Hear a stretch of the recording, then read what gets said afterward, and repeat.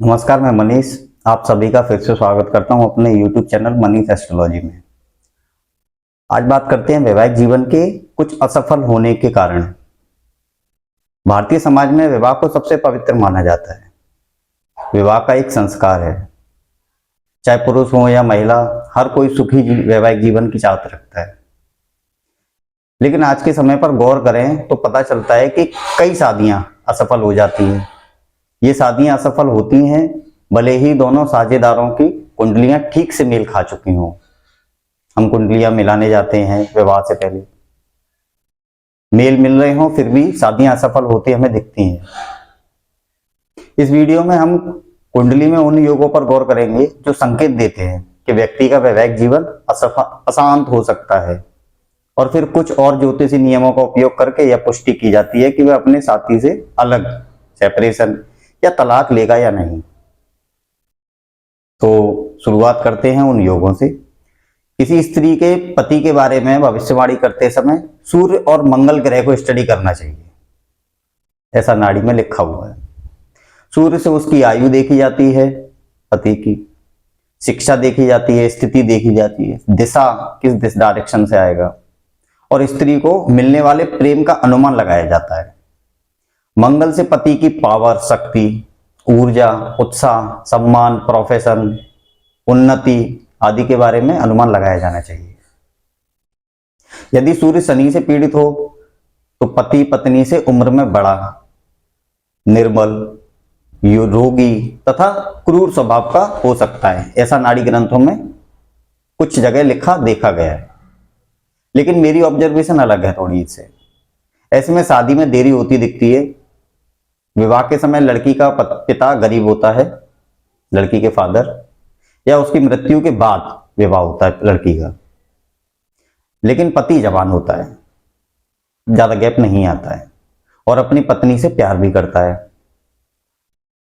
यदि मंगल शनि से पीड़ित हो, युति द्वारा शनि से केंद्र में हो, 1 4 7 10, शनि से दूसरे या 12वें भाव में हो, या शनि मंगल से चौथे या 8वें भाव में हो, तो ऐसे केसेस में विधवापन, अलगाव, संतान ना होना आदि जैसे बुरे परिणाम की आशा करनी चाहिए। ऐसी कुंडलियों में योग देखे जाते हैं। इसके कुछ नियम हैं, उन नियमों को समझते हैं। जैसे पहला नियम देखते हैं। यदि किसी कुंडली में मंगल शनि से पीड़ित है तो जातक के वैवाहिक जीवन में बड़ी समस्या आने की संभावना रहती है। यहाँ कलेश का जो अर्थ है ना, वो कुछ इस प्रकार लगाएं, समझें आप, मैं बताता हूं। पहला, मंगल और शनि एक साथ हो। दूसरा, मंगल शनि की दृष्टि में हो। तीसरा, शनि मंगल से 12वें स्थान में हो या दूसरे स्थान में हो।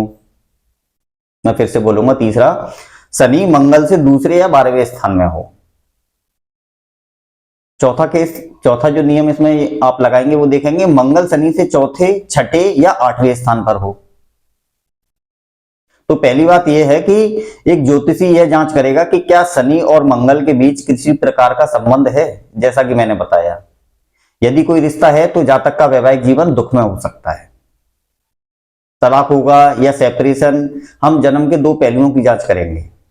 जीवन साथी के लिए उपपद जो 12वें घर से निकलता है, और उपपद से दूसरा भाव, दोनों को स्टडी करना पड़ता है। ये एक ज्योतिषी देख करके बता सकते हैं आपको। जैमिनी सूत्र के 4थे अध्याय का रेफरेंस लें।